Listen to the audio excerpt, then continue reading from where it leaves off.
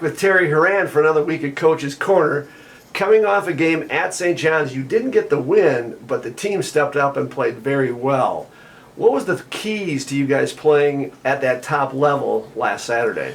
Well, obviously that environment, it's not an easy one to play in, and when you're playing the number 6 team in the country that has a lot of weapons like they do, I mean, you cannot turn the ball over. You can't do, some of those things that can kind of beat you in the end. You just got to stay with it and ride the waves, because there's going to be ups and downs in big games like that, right? And one thing that I talked to our guys about, one, you got to play tough, right? Play St. John's anywhere, you gotta come out of there, and you got to be a tough football player, that's for sure. Unwavering confidence is another thing we talked about. You got to be at the top of your level from a confidence standpoint when you go into a place like that too. And then last thing, as I said, joy. Bring your joy to the football field. Last I checked, it's a football game and it ends with a game, all right? And games are supposed to be fun. So bring your joy, have fun. And we did just that. From the opening kickoff with Blake Magnuson making a huge hit, end up getting our Pat Tillman Award for that starter. That's the way you want to start a football game. And then we jump on them 7-0 after the end of one.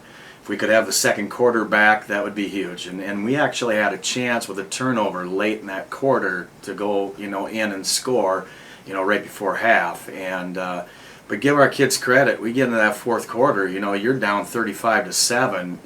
A lot of teams can fold at that point. We didn't. We just kept battling. We kept fighting. And we're an onside kick away from getting a ball back with about a minute to go down and tie a football game. And at one point, I'm sure everybody was writing us off. In fact, even the stands were starting to empty out, thinking that this thing was over. And it was far from that, from our kids' minds. And that's what I told them afterwards. I said, that's the type of spirit, that's the type of fight, that's the compete factor that we need to have each and every week. We as coaches, we can build on that, right? There's a lot of things that we can correct watching film, and we've done that all week, right? We watch the film, we correct what are our mistakes, we talk about the positives, and we want to build off of those positives. But I was just so proud of our effort and how we finished that football game, and that's what we need to have. We need to springboard into this week with that same drive that we had at the end of that game. Now let's talk about this week. You face Macalester at home for the first time in a long time, and it's a homecoming game, so there's that added kind of air of atmosphere and festivities going on. For you, facing Macalester team that was they like to pass the ball, what's going to be the key to keeping their pass attack? Is it not letting them get quick strikes and get big chunks of yardage, or is it for your offense to stay on the field and keep their offense off the field? Well, obviously, I think any D coordinator would love to see an offense staying on the field and being productive, right? That's huge, and you are right. They have a weapon in their quarterback. I mean, same QB as last year, and he took it to us, and he's got pretty much all of his weapons back. I mean, I think he's almost at 1,500 yards passing. He's thrown for 16 TDs. His passing efficiency is through the roof. He's a solid QB. For us defensively, we got to try to be as disruptive as we possibly can. I mean, he's a quick striker too. I mean, he's got a quick release. He's tough to get to. We got to be sound, and sound being everyone's got to do their assignment, right? You can't worry about doing somebody else's. Do your job the way you're coached to do it, and hopefully good things can happen to us. It's going to be, they new coach, and he's done a real nice job. I mean, they're 2-2. We're in the same record right now.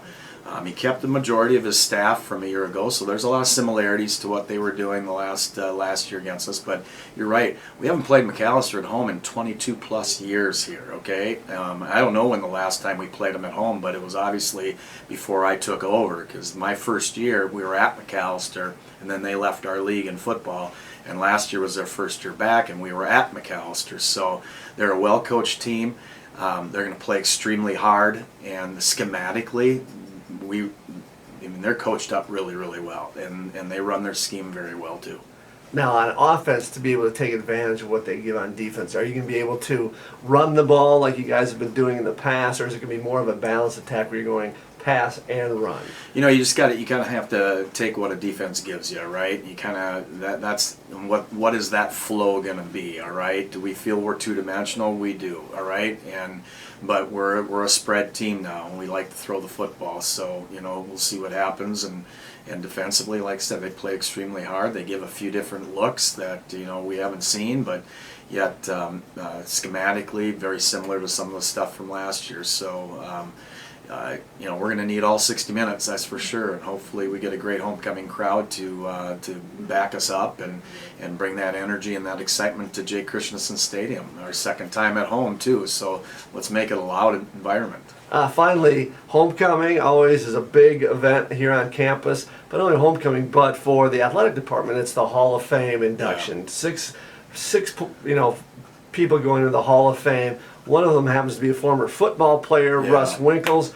Any stories about Russ Winkles that you can share? I can share on camera. Yeah, Russ, you'll be appreciative of this. Okay, the one that comes to mind right out of the gates. Okay, 1986, and we're recognizing the 1986 team prior to kickoff, along with the 72 team.